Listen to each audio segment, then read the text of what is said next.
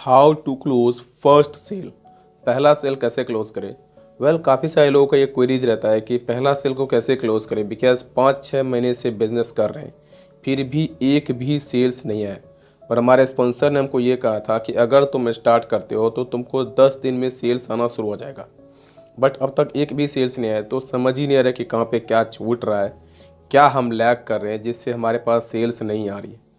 तो यहाँ पे हम दो सिनेरियो की बात करेंगे, जिसमें पहला सिनेरियो में हम ये देखेंगे कि आप क्या कर रहे हो जिससे आपको सेल्स नहीं आ रहा है, और दूसरे सिनेरियो में हम ये देखेंगे कि आपको क्या करना चाहिए, ऐसा क्या हमको इम्प्रूव करना है जिससे आपका सेल्स इम्प्रूव हो जाएगा। बात हम पहले सेल की कर रहे हैं, बट जो भी चीज़ें मैं आपको बताऊंगा, अगर आप उसको सीक्वेंशली अगर आप उसको इम्प्रूव करते हो तो आपका सेल्स आना शुरू हो जाएगा। एक सेल, दो सेल्स, जितना चाहो आप उतना सेल्स क्लोज करोगे, but you have to improve that sequentially. So video को एंड तक देखना, क्योंकि अगर आप इसको स्किप करते हो या इसको इग्नोर करते हो तो आप बहुत सारा अमेजिंग पॉइंट्स जो मैं आज डिस्क्लोज करने वाला हूँ, आप उसको लैग कर जाओगे और आपका प्रॉब्लम वही रह जाएगा। सो इसको स्टार्ट करते हैं। सेल्स आने का सबसे बड़ा रीज़न ये होता है कि लोग प्रॉपर स्ट्रेटजी इम्प्रूव ही नहीं करते, प्रॉपर स्ट्रेटजी को अप्लाई ही नहीं करते हैं, इसीलिए उनका सेल्स नहीं आता है। काफ़ी सारे लोगों ने ये कहा था, और काफ़ी सारे वीडियो भी लोग देखते रहते हैं यूट्यूब पे, तो वहाँ पे ये बताया जाता है कि आपके पास लीड्स आ रही हैं, लीड्स नहीं आ रही है तो लीड्स आना चाहिए। अगर आप प्रेजेंटेशन नहीं दिखा रहे तो प्रेजेंटेशन दिखाओ, फॉलोअप्स लो।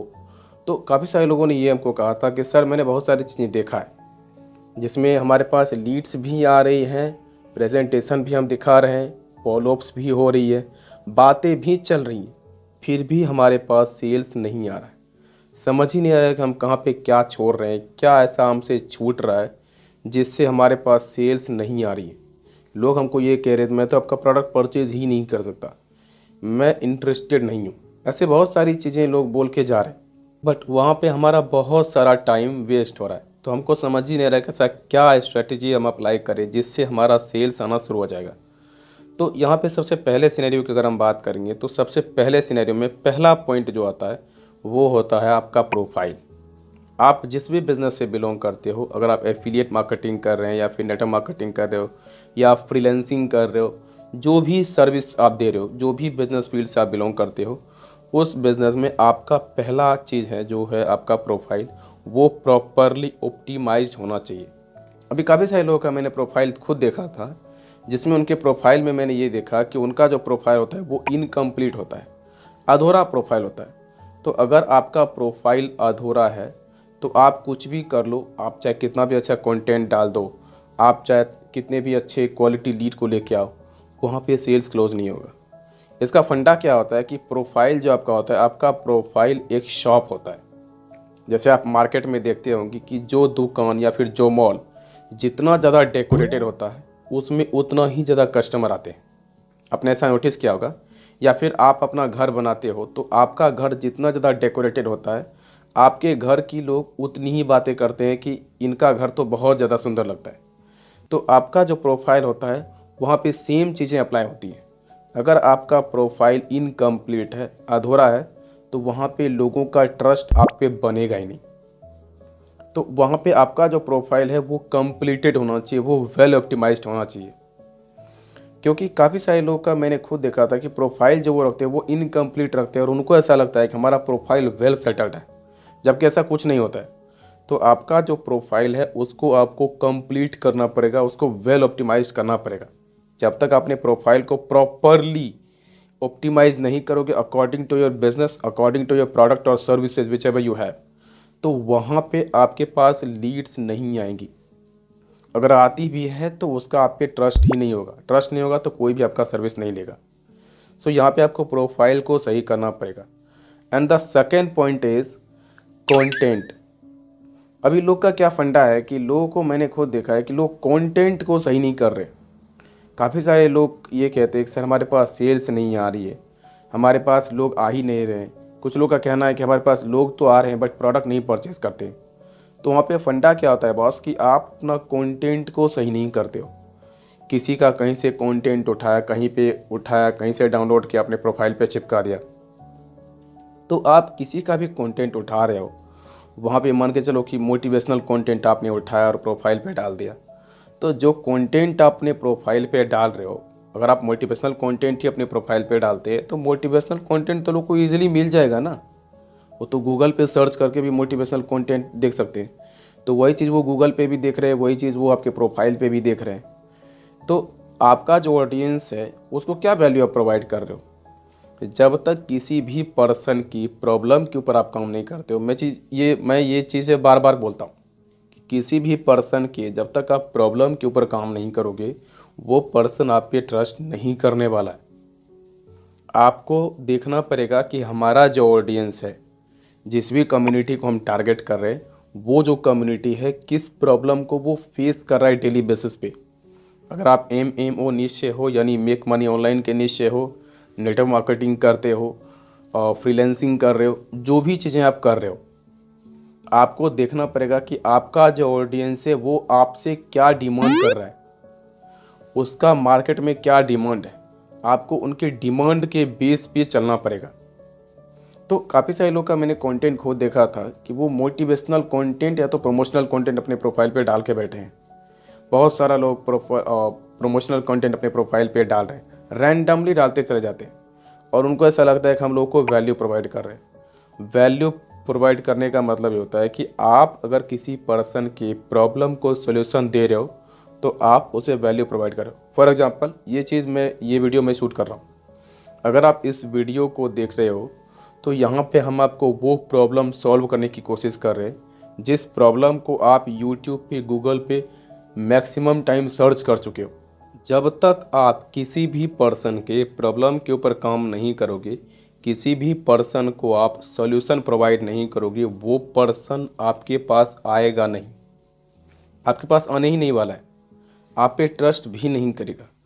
अगर आप चाहते हो कि लोग आपके बिजनेस में आए, आपके प्रोडक्ट या सर्विस को परचेज़ करें, तो आपको उसको दिखाना पड़ेगा कि उसकी प्रॉब्लम का सॉल्यूशन आपके पास है।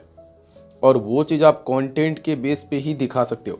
मुंह से आप किसी को कहोगे तो आप पे ट्रस्ट नहीं करने वाला है। कंटेंट का मतलब ये होता है कि अगर कोई पर्सन आपका प्रोडक्ट या सर्विस परचेज करेगा तो आपके प्रोफाइल को देखते हुए आपके पास आएगा। आपका प्रोफाइल पे जो कंटेंट आप डाल रहे हो वो आपका एक सोशल प्रूफ होता है कि हमारे कंटेंट को अगर आप कंज्यूम कर रहे हो तो उस पर्सन को ऐसा लगता है कि हाँ, जो कंटेंट आप प्रोवाइड कर रहे हो, अगर आप वैल्यूएबल कंटेंट प्रोवाइड कर रहे हो तो उसको ऐसा फील होता है कि आप एक जेन्युइन पर्सन और आपके पास सही में वो चीज़ का आइडिया है जो आप अपने ऑडियंस को देना चाह रहे हो, राइट।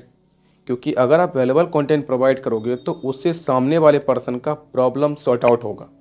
और अगर आप अपने कंटेंट के बेस पे उसका प्रॉब्लम सॉर्ट आउट कर रहे हो तो वो पर्सन को आपके ऊपर ट्रस्ट होगा, फिर आपका प्रोडक्ट या सर्विस के बारे में वो क्वेरीज भी रेज करेगा और उसको परचेज भी करेगा। बट ये सारी चीज़ें होगी तब जब आप उसको प्रॉपर वैल्यू प्रोवाइड करोगे थ्रू योर कंटेंट। अभी लोग मिस्टेक क्या कर रहे हैं कि वो किसी का भी कंटेंट कहीं से भी देखते हैं तो उसको डाउनलोड कर लेते हैं। काफ़ी सारे लोग ये कर रहे हैं कि जो बड़े लीडर्स होते हैं उनके वीडियोस को उनके प्रोफाइल पे वो जाके उनके वीडियोस को डाउनलोड कर लेते हैं और उसको अपने प्रोफाइल पे वो दिखा रहे हैं। अभी आप खुद एक चीज़ सोच सकते हो कि जो ऑडियंस आपके प्रोफाइल पे हैं, जो विजिटर्स आपके प्रोफाइल पे आ रहे हैं डेली बेसिस पे, वो आपका कंटेंट नहीं देख रहे हैं। वो आपके जो लीडर हैं जिनको आप फॉलो कर रहे हो उनका कंटेंट वो देख रहे हैं, उनका ट्रस्ट उन पे बन रहा है, आप पे नहीं बन रहा है। तो अगर मान के चलो कि आपके प्रोफाइल पे आप मेरा कंटेंट डाल रहे हो और जो आपके विजिटर्स हैं, जो आपके प्रोफाइल पे जो लोग आ रहे हैं वो मेरा कंटेंट देख रहे हैं, तो उनका ट्रस्ट तो मेरे ऊपर बन रहा है ना। वो तो आपका प्रोडक्ट क्यों परचेज करेंगे, वो तो मेरा प्रोडक्ट परचेज करेंगे। इनडायरेक्टली आप मेरे प्रोडक्ट की मार्केटिंग कर रहे हो और आपको ऐसा लग रहा है कि आप खुद के प्रोडक्ट की मार्केटिंग कर रहे हो। तो ये आपका सबसे बड़ा कन्फ्यूज़न है। तो अगर आप अपने प्रोडक्ट की मार्केटिंग करना चाहते हो तो आपको प्रॉपर कंटेंट प्रोवाइड करना पड़ेगा। आपको वो कंटेंट प्रोवाइड करना पड़ेगा जिससे आपकी ऑडियंस आप पे ट्रस्ट करेगी। आप अगर किसी दूसरे का कंटेंट कॉपी करके अपने प्रोफाइल पे डालोगे तो इंस्टाग्राम को भी या जिस भी प्लेटफॉर्म पे आप काम कर रहे हो उस प्लेटफॉर्म को ये समझ आ जाता है कि आपने किसी और के कंटेंट को उठा के अपने प्रोफाइल पे डाला है, तो आपके कंटेंट को वो डीमोट करता है, प्रमोट नहीं करता है, उसको डीमोट करता है। तो वहाँ पे आपको वो चीज़ नहीं करनी है। आपको खुद कंटेंट क्रिएट करना पड़ेगा, वो कंटेंट जो आपके ऑडियंस की प्रॉब्लम को क्लिक करता है और उसकी प्रॉब्लम को सेटिस्फाई कर रहा है। वो कंटेंट जब आप प्रोवाइड करोगे तो आपके जो ऑडियंस है, जो भी आपका कम्युनिटी है, जिस भी कम्युनिटी को आप टारगेट कर रहे हो, वो पर्सन या वो कम्युनिटी आप पे ट्रस्ट करेगी। और अगर आपका ऑडियंस आप पे ट्रस्ट कर रहा है तभी वो आपके प्रोडक्ट या सर्विस को परचेज़ कर सकता है। जब तक ट्रस्ट नहीं करेगा तब तक परचेज़ भी नहीं करेगा। तो आपको वैल्यूएबल कंटेंट प्रोवाइड करनी है। आप खुद से कंटेंट क्रिएट करोगे। आपको देखना पड़ेगा कि आपका जो प्रोडक्ट है वो क्या बेनिफिट प्रोवाइड कर रहा है। वेल ऑलरेडी मैं कंटेंट क्रिएशन के बारे में मैंने वीडियो डाल दिया है, तो आप जाके उसको देख लेना, या फिर मैं उसको आई बटन में भी आपको लिंक दे दूँगा, तो आप वहाँ से भी देख सकते हो। तो आपको देखना पड़ेगा कि आपका जो प्रोडक्ट है वो क्या बेनिफिट प्रोवाइड कर रहा है, उसके बेस पे, और आपका जो ऑडियंस है जो वो प्रॉब्लम फेस कर रहा है, उन दोनों को मिक्स करके, यानी आपका प्रोडक्ट का बेनिफिट और आपका ऑडियंस का प्रॉब्लम, दोनों को आपको मिक्स करके आपको कंटेंट रेडी करना है। वो कंटेंट जब अपनी प्रोफाइल पे डिलीवर करोगे तो आपके जो ऑडियंस हैं उनको आप पे ट्रस्ट भी होगा और तभी वो आपके प्रोडक्ट को परचेज़ भी करेंगे। सो ये दूसरा पॉइंट हो गया कि आपको वैल्यूएबल कंटेंट प्रोवाइड करनी है। एंड तीसरा पॉइंट ये है कि आपके जो ऑडियंस है, मैक्सिमम लोग क्या कर रहे हैं कि रैंडमली लोगों को रीच आउट कर रहे हैं, रैंडमली लोगों को टारगेट कर रहे हैं। अभी उनको पता ही नहीं है कि हमारा जो प्रोडक्ट है उसके रिगार्डिंग किस ऑडियंस को टारगेट करना चाहिए, कैसे ग्रुप या कम्युनिटी को टारगेट करना चाहिए। काफ़ी सारे लोगों को तो ऑडियंस का मतलब भी पता नहीं होता है। कुछ लोगों से मैंने बात किया था ना, तो उन्होंने ये कहा था कि ऑडियंस क्या होती है, हमको पता ही नहीं कि ऑडियंस किसको कहा जाता है। तो ऑडियंस का मतलब होता है वो ग्रुप या कम्युनिटी जिसे आपके प्रोडक्ट की नीड है। अगर आप सर दर्द की गोली सेल करते हो तो आपके ऑडियंस वो लोग होंगे जिनको सर में प्रॉब्लम होता है। आप अगर उन लोगों को गोली देना चाहते हो जिनको पेट में प्रॉब्लम है तो वो आपका गोली नहीं लेंगे, क्योंकि उनकी प्रॉब्लम को आपका प्रोडक्ट का बेनिफिट सेटिस्फाई नहीं कर रहा है। इसीलिए वो पर्सन आपका प्रोडक्ट या सर्विस को परचेज नहीं कर रहे हैं। तो आपको देखना पड़ेगा कि किस ग्रुप या कम्युनिटी को आप टारगेट करोगे जो आपके प्रोडक्ट के लिए परफेक्ट होगा। इसको आप ऐसे देख सकते हो कि जो भी आपके पास प्रोडक्ट या सर्विस है उसका जो बेनिफिट है, जो बेनिफिट आपका प्रोडक्ट या सर्विस प्रोवाइड करता है, आपको देखना पड़ेगा कि वो बेनिफिट किस कम्युनिटी के ऊपर फिट बैठ रहा है। अगर सर दर्द की गोली की बात की जाए तो सर दर्द की गोली का जो बेनिफिट होता है उसका वो बेनिफिट है कि वो सर दर्द की प्रॉब्लम को सेटिस्फाई करता है। तो वो गोली वो लोग लेंगे जिनको सर में प्रॉब्लम होती है। अगर पेट दर्द की गोली की बात करें तो पेट दर्द की गोली का ये बेनिफिट है कि वो पेट की प्रॉब्लम को सेटिस्फाई करता है, वो पेट दर्द को सेटिस्फाई कर रहा है। तो वो गोली वो लोग लेंगे जिनको पेट में दर्द होता है। तो हर एक प्रोडक्ट का, हर एक सर्विस का अपना एक स्पेसिफिक मार्केट होता है। आपको देखना पड़ेगा कि आपके पास जो प्रोडक्ट या सर्विस है उसके रिगार्डिंग आपका स्पेसिफिक मार्केट कौन है। आपको उसी ग्रुप या कम्युनिटी को टारगेट करना पड़ेगा। अगर आप रैंडमली लोगों को टारगेट करोगे तो आपके पास जंक लीड्स ही मिलेंगी। तो आपको सही ऑडियंसेस को टारगेट करना पड़ेगा जो आपके प्रोडक्ट या सर्विस पे फिट बैठ रहा है, राइट। तो थर्ड पॉइंट ये थी। Fourth point is branding.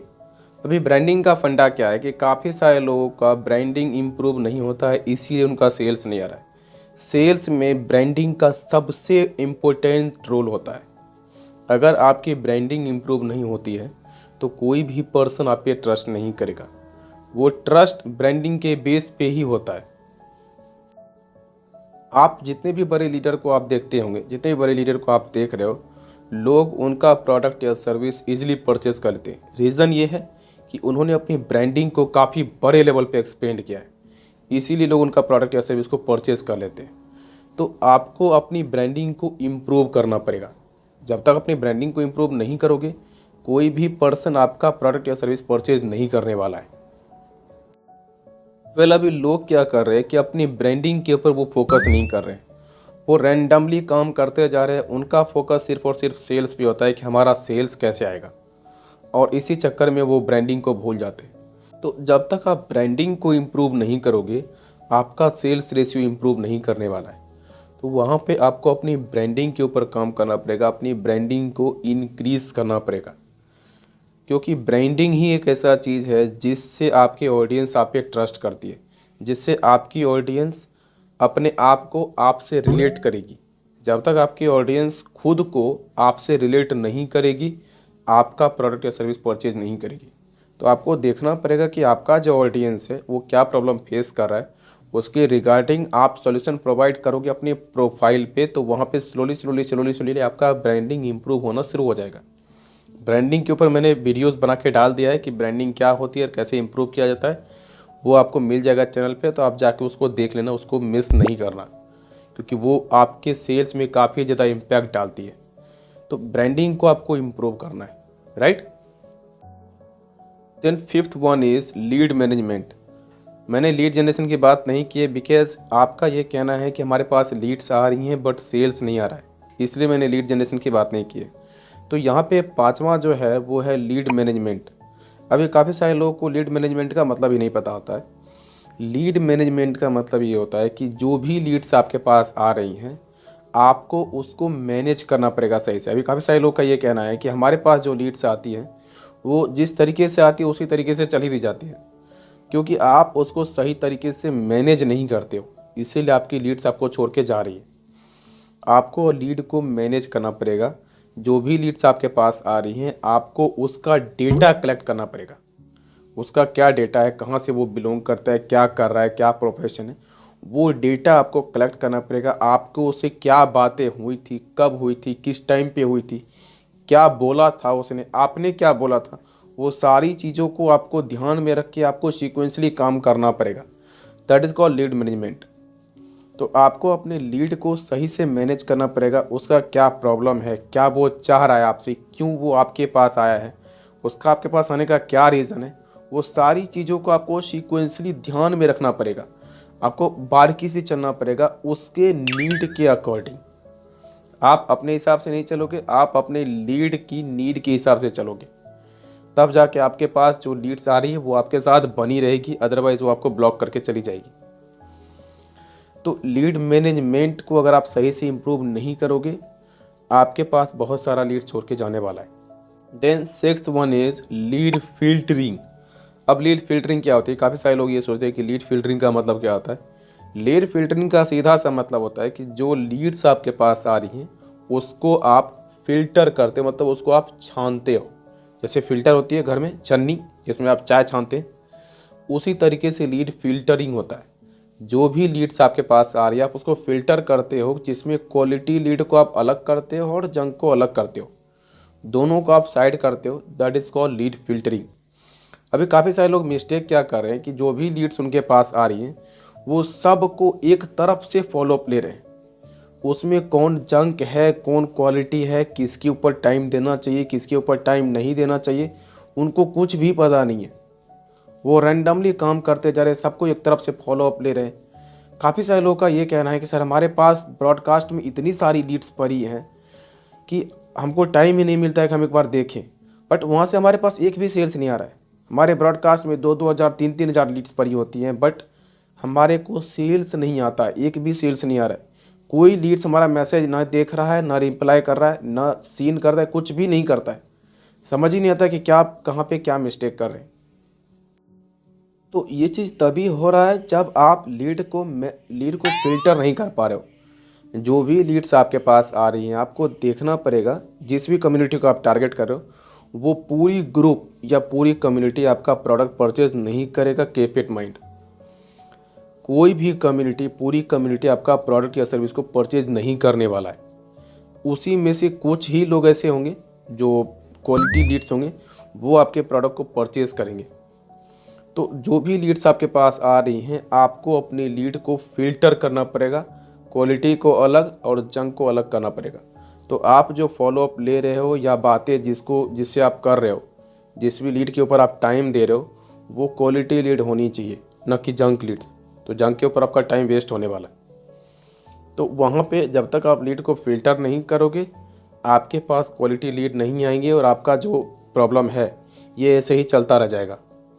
तो आपको लीड को फिल्टर करना पड़ेगा। जो भी लीड्स आपके पास आ रही है आपको देखना पड़ेगा कि जो लीड्स हमारे पास आ रही है क्या वो अपना इंटरेस्ट दिखा रही है हमारी बातों में, जो भी चीज़ हम उसको बता रहे हैं क्या वो उसको वो ध्यान से सुन रहा है, कॉन्सेंट्रेटली सुन रहा है कि नहीं सुन रहा है। जो भी चीज़ आप उसको बताते हो क्या वो उसको इम्प्रूव कर रहा है कि नहीं कर रहा है। अगर नहीं कर रहा है इट मीन्स वो इंटरेस्टेड नहीं है, उसको हटाओ आप।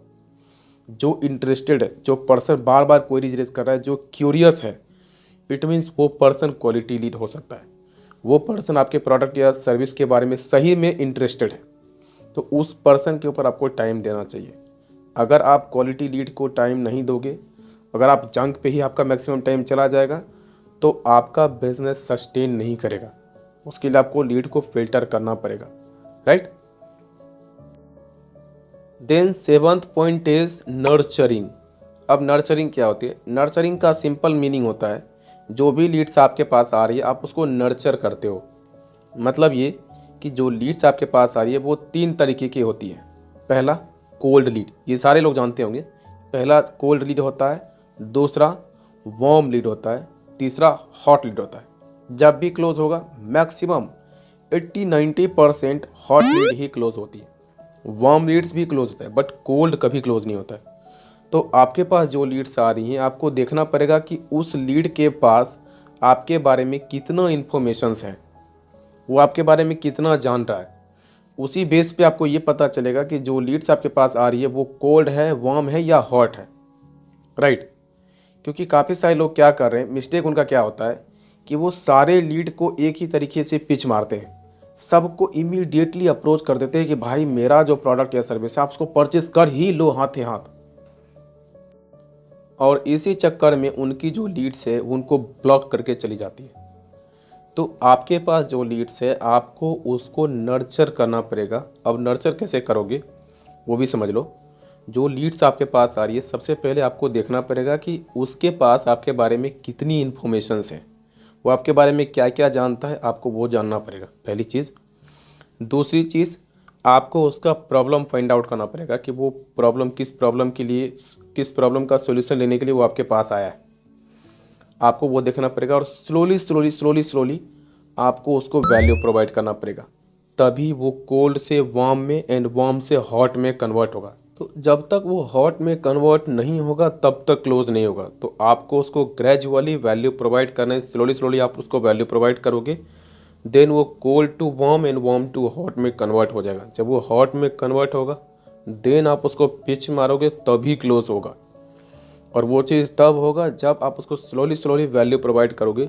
जो भी लीड्स आपके पास आ रही है आपको उसको वैल्यू प्रोवाइड करनी है, आपको जल्दबाजी नहीं करनी है, आपको इमीडिएटली उसको पिच नहीं मारना है। अगर आप इमीडिएटली पिच मारोगे तो वो आपको छोड़ के चला जाएगा, या फिर आप उसको फोर्स करोगे तब भी वो आपको छोड़ के चला जाएगा। तो ना आपको फोर्स करना है और ना आप उसको इमीडिएटली पिच मारोगे।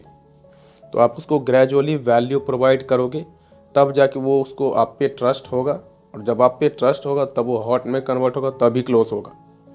Then 8 point is affordability. अब अफोर्डेबिलिटी क्या होती है वो मैं ऑलरेडी बता चुका हूँ, बट स्टिल आपको मैं थोड़ा सा ओवरव्यू देता हूँ। मैक्सिमम लोग क्या मिस्टेक कर रहे हैं कि वो अपने लीड्स की अफोर्डेबिलिटी चेक नहीं करते। अफोर्डेबिलिटी का मतलब होता है कि आपका जो प्रोडक्ट या सर्विस है उसको परचेज करने की कैपेसिटी।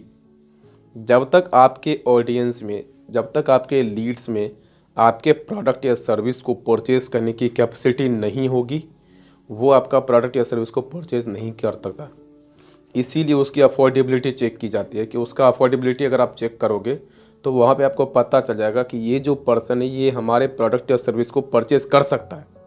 तब आप अगर उसके ऊपर टाइम दोगे तो वो टाइम आपका वर्थ इट रहेगा, वो टाइम वैल्यूएबल होगा। अदरवाइज़ वो टाइम आपका वेस्ट होने वाला है। अगर आप ऐसे लोगों के ऊपर टाइम दे चुके हो या फिर दे रहे हो जो पर्सन आपका प्रोडक्ट या सर्विस को परचेज नहीं कर सकता है, जो अनअफोर्डेबल पर्सन है, तो वो पर्सन आपका टाइम खा रहा है, वहाँ पे आपका टाइम वेस्ट हो रहा है।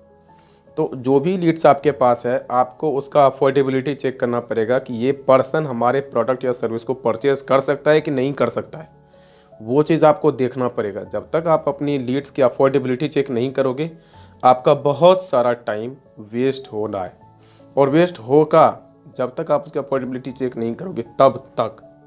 तो आपको आपके लीड्स की अफोर्डेबिलिटी चेक करना पड़ेगा, आप उसको चेक करना शुरू कर दो। 9th point is finding right problem. अब यहाँ पे मैक्सिमम लोग क्या मिस्टेक करते हैं कि इस पॉइंट को वो इग्नोर कर देते हैं, इस पे ध्यान ही नहीं देते। ये एक ऐसा पॉइंट है जिस पॉइंट को लेके आप अपने लीड को पिच मारते हो अपना प्रोडक्ट या सर्विस को परचेज करने के लिए, और यही एक ऐसा पॉइंट है जिस पॉइंट को लेके वो पर्सन आपके पास आया था। अगर आप इस पॉइंट को इग्नोर कर दोगे तो वो पर्सन आपका प्रोडक्ट या सर्विस को कभी परचेज नहीं करेगा।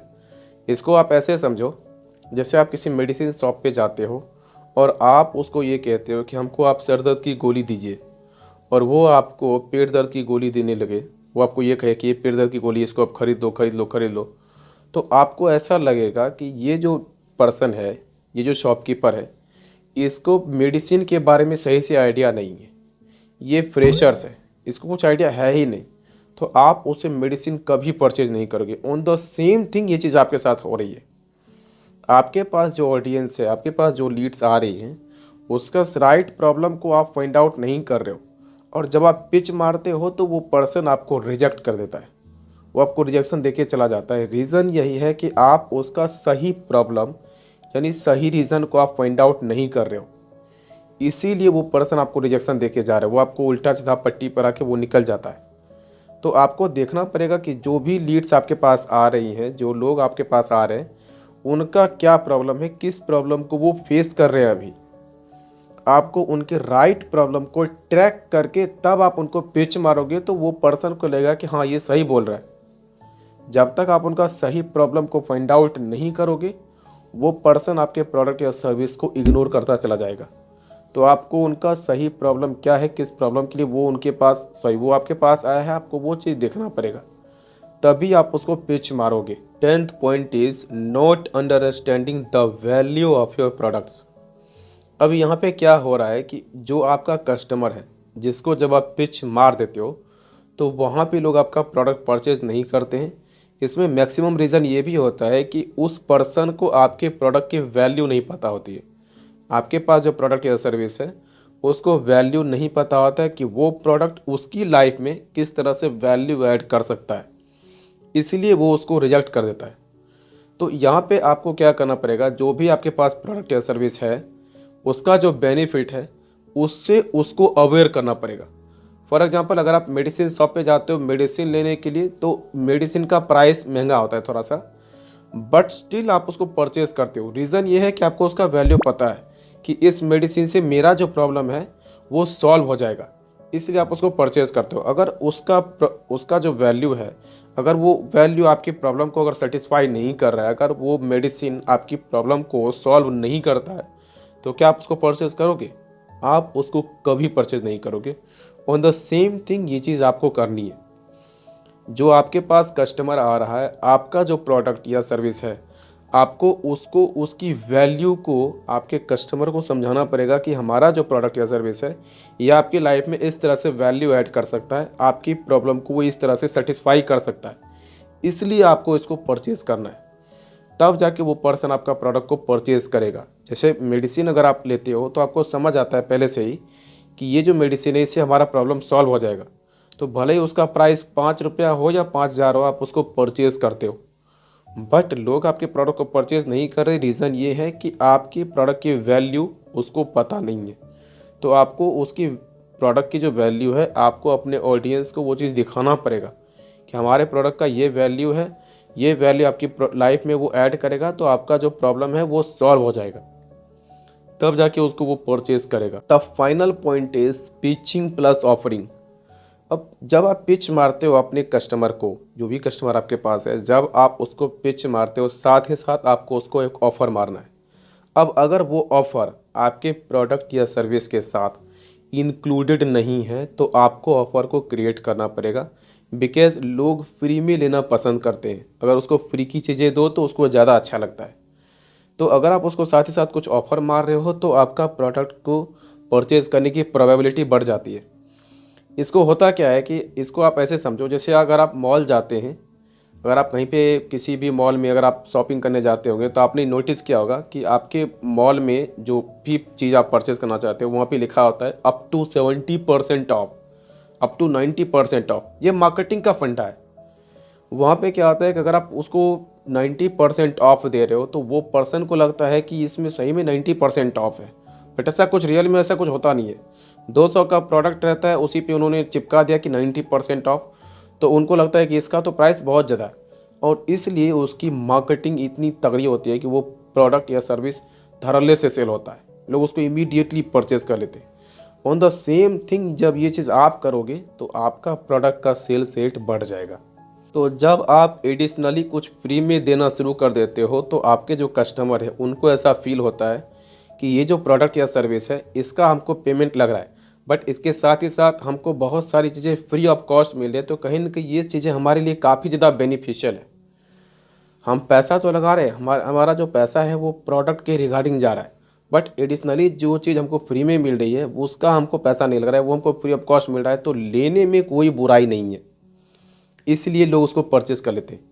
और यही फंडा मैक्सिमम कंपनी भी यूटिलाइज़ करी, इसलिए मैंने कहा था कि जिस भी मॉल में आप जाते होंगे आप वहाँ पे नोटिस किया होगा कि वहाँ पे लिखा होता है 70% ऑफ, 90% ऑफ। तो वहाँ पे जिस पे लिखा होता है 70% ऑफ, जिस पे लिखा होता है 90% ऑफ, वो प्रोडक्ट की सेलिंग बहुत ज़्यादा होती है। तो जब आप ये फंडा यूटिलाइज़ करोगे तो आपका सेल्स रेट इंक्रीज़ करना शुरू हो जाएगा। बट ध्यान रहे कि आपको सारी चीज़ें, जो भी चीज़ें मैंने बताई है वो सबको आपको सीक्वेंशियली इम्प्रूव करना है, तभी जाके आपका सेल्स रेट इंक्रीज़ करेगा। ये जो सारी चीज़ें मैंने बताई इससे एक सेल्स नहीं, इससे आप जितना सेल्स चाहोगे उतना क्लोज करोगे। बिकॉज ये जो सारी चीज़ें मैंने बताई ये एक यूनिक पॉइंट है, ये आपको पूरे यूट्यूब पे कहीं नहीं मिलेगा, बिकॉज ये कोई बताता भी नहीं है। तो इसको आप सारी चीज़ों को सीक्वेंशियली इम्प्रूव करो, सीक्वेंशियली आप अप्लाई करो, तो आपको रिजल्ट दिखना शुरू हो जाएगा। इससे आपका how to get first sale का जो लोचा है वो कभी नहीं आएगा, राइट।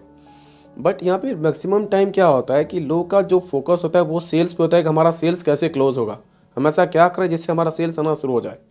इसी चक्कर में वो सेल्स से पीछे का जो स्टेप है वो सबको इनकम्प्लीट छोड़ देते हैं, उन सबको वो अधूरा छोड़ देते हैं, इसीलिए उनका सेल्स नहीं आता है। तो आपको ये सारे स्टेप्स को केयरफुली इम्प्लीमेंट करना है, इसमें आपको कहीं मिस्टेक नहीं करनी है। और अगर आपके पास सेल्स के रिगार्डिंग या लीड जनरेशन के रिगार्डिंग कोई डाउट है, कोई क्वेरीज है, या आप इन सारे स्टेप्स में आपको कोई डाउट है, कुछ पूछना चाहते हो, तो डिस्क्रिप्शन में मेरा email ID and WhatsApp number है, या तो आप मुझे मेल कर सकते हैं या फिर आप मुझे व्हाट्सएप कर सकते हो, राइट। सो अगर वीडियो से आपने कुछ सीखा है तो वीडियो को लाइक करो एंड कमेंट में मुझे बताइए कि इतने सारे स्टेप्स जो मैंने आपको बताए, इन सारे स्टेप्स में कौन सा स्टेप्स आपको ज़्यादा अच्छा लगा। एंड शेयर करो इस वीडियो को अपने हर उस दोस्तों के साथ जिसको देख के आपको ऐसा लगता है कि इसे अभी सीखने की ज़रूरत है। एंड अगर आप मुझे यूट्यूब पे देख रहे हो तो चैनल को सब्सक्राइब करो, because lead generation and sales के रिगार्डिंग बहुत सारा कंटेंट हम यहाँ पे डालने वाले हैं जिससे आपको काफ़ी ज़्यादा वैल्यू मिलेगा।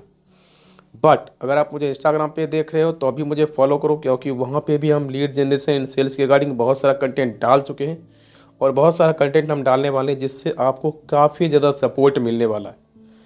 एंड अगेन मैं बोल रहा हूँ, अगर आप मुझे यूट्यूब पे देख रहे हो तो डिस्क्रिप्शन में मेरा इंस्टाग्राम का लिंक है, अभी जाइए वहाँ पे फॉलो कीजिए, क्योंकि वहाँ पे भी हम आपको सपोर्ट करेंगे, हम आपको यूट्यूब पे भी सपोर्ट करेंगे, तो इनडायरेक्टली एंड डायरेक्टली आपको मेरा फुल सपोर्ट मिलने वाला है, right. So thank you and love you all.